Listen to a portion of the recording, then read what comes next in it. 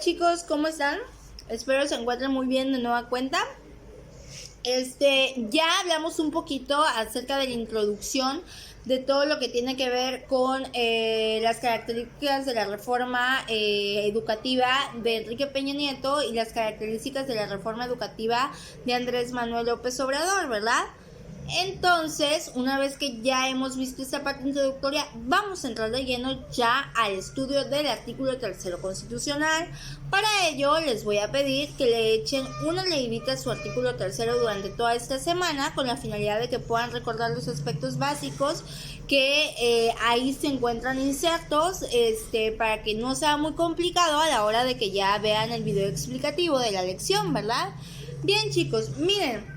Generalmente para las personas que no están tan relacionadas con leer esta cantidad de normas de leyes, de artículos, de estudiarlos, de interpretarlos, pues es muy difícil leerlo como tal, ¿no? Hay muchos aspectos o muchos términos que son meramente jurídicos y a veces no los vamos a entender o se nos va a hacer muy difícil de entender. Por esta razón, yo voy a llevar a cabo las lecciones del análisis del artículo 3 constitucional como si fuese un cuestionario. Vamos a ir dándoles respuestas, yo les voy a ir formulando las preguntas y les vamos a ir dando respuestas a esas preguntas conforme vayamos avanzando en la lección, ¿de acuerdo? Bien, chicos, vamos a comenzar. El artículo 3 constitucional, como ustedes saben, se encuentra en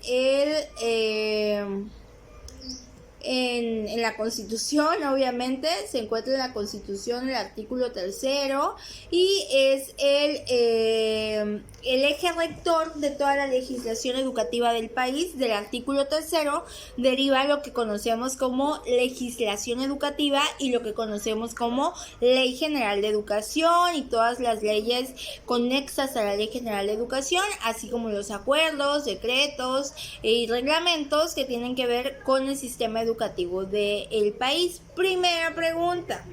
El artículo 3 nos establece quiénes tienen derecho a la educación, entonces esa es la primera pregunta. ¿Quiénes tienen derecho a recibir educación según el artículo 3 constitucional?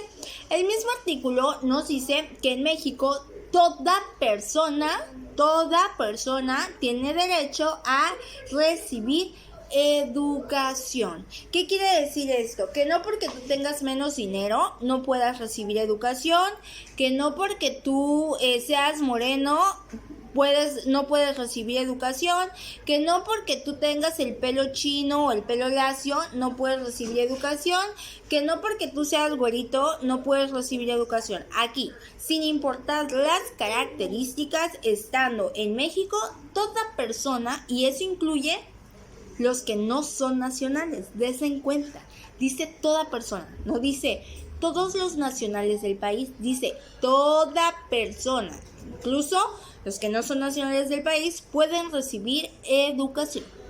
Otro aspecto que regula el artículo 3 es quiénes impartirán la educación en el país, y el mismo artículo 3 nos dice quiénes han de impartirla, y van a ser el Estado, la Federación, Estado-Federación, que tiene que ver con el gobierno federal, los propios estados, la Ciudad de México y los municipios. Todos ellos impartirán educación en el país. ¿Qué quiere decir? Va a impartir educación la capital, la Ciudad de México, va a impartir educación el Estado de México, el Estado de Chiapas, los estados, va a impartir educación la federación, que tiene que ver, por eso es que hay escuelas, por ejemplo, federales, hay escuelas estatales, porque todos ellos tienen, municipales, tienen la facultad de impartir educación en el país, ¿verdad? Tercera pregunta, ¿cuál es la educación básica, no? ¿Cuál es la educación básica? Ya sabemos que también el artículo 3 acá nos dice que la educación básica va a ser la educación inicial, que es la preescolar, primaria y secundaria. Todos estos tres niveles van a incluir o van a formar la educación básica. Repetimos, preescolar, primaria y secundaria son la educación básica en el país. ¿Y cuál es la educación obligatoria? Aquí ya volvemos con la educación obligatoria. La educación obligatoria también en el artículo 3 nos dice cuál es la educación obligatoria en el país y nos habla acerca de que es la básica y la media superior. Es la educación obligatoria. De hecho, esta obligatoriedad de la educación media superior, si no me equivoco, se dio con Felipe Calderón.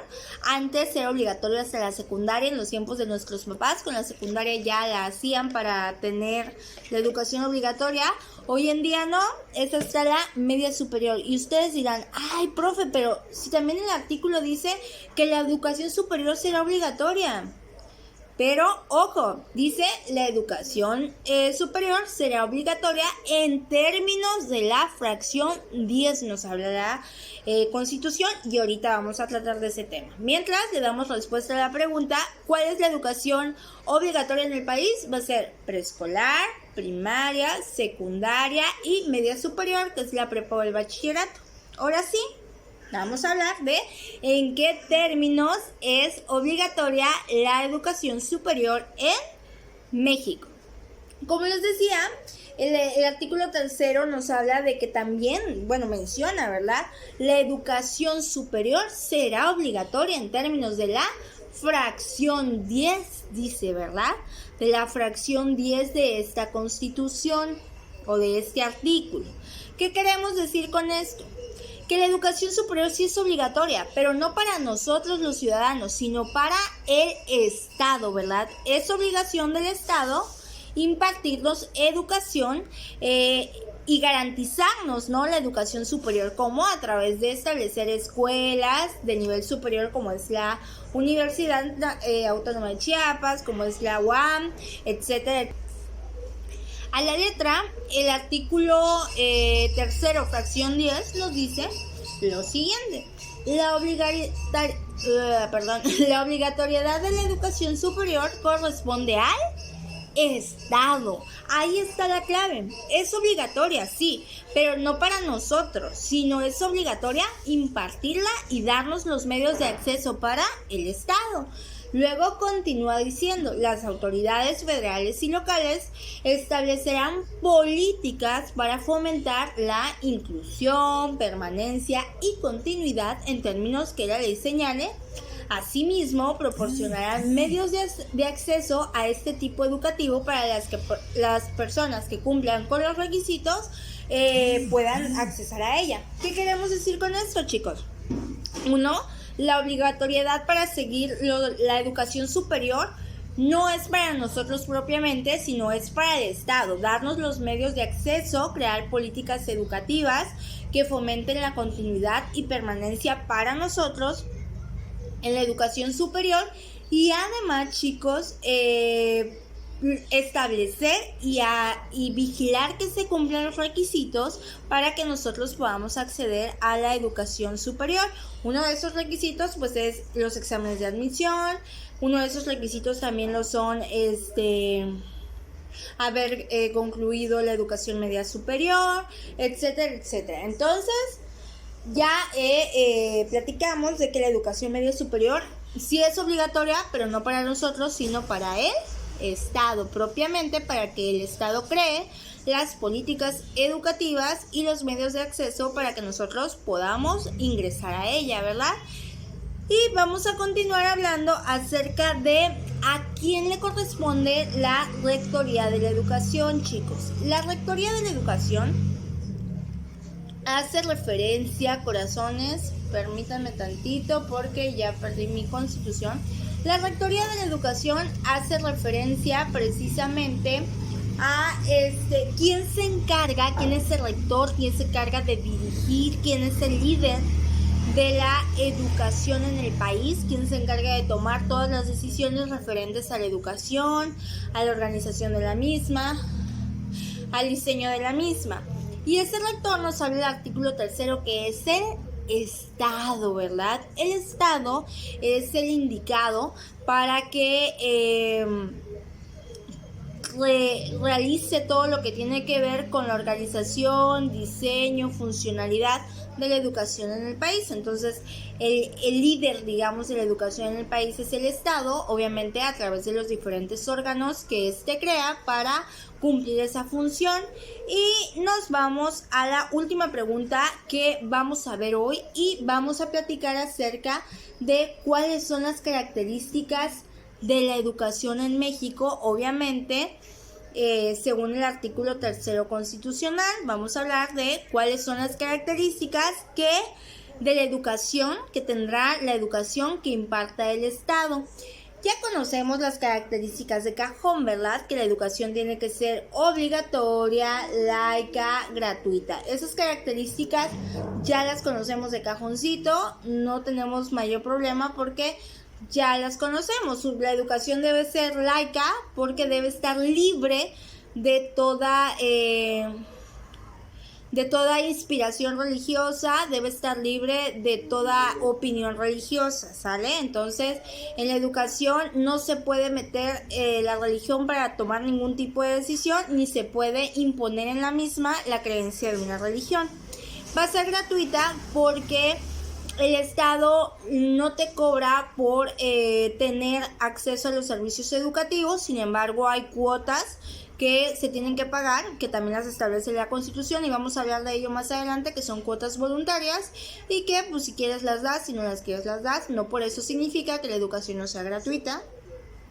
Y es obligatoria porque para acceder a cualquier tipo de puesto dentro de la sociedad te piden mínimo la educación obligatoria en el país para que tú puedas realizar cualquier tipo de trabajo, cualquier tipo de situación. Es necesario que curses la educación obligatoria, que es hasta la media superior, ¿verdad? Bueno, esas ya las conocemos. Entonces, aparte de esas características que ya conocemos, también la educación se le agregó, es un párrafo adicionado, el del 15 de mayo del 2009, es decir, se le agregan otras características como que la educación tiene que ser universal, tiene que ser inclusiva, tiene que ser pública y los demás que ya conocemos. Universal, ¿por qué, chicos?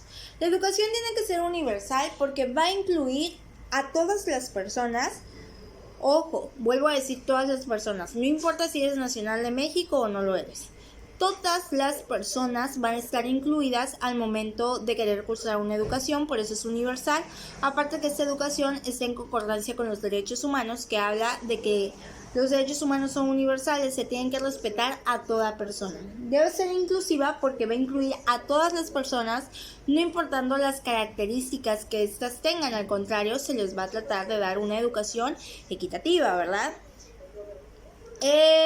Y finalmente, va a ser pública, la educación va a ser pública porque la rectoría de la educación la tiene el Estado es un ente público y al ser un ente público, pues la educación tiene que ser pública para todos, ¿verdad? Para todos. Y la rectoría pues le pertenece al Estado, que es el agente público de organización pública por naturaleza, ¿verdad?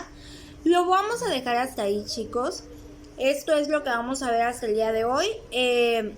Yo creo...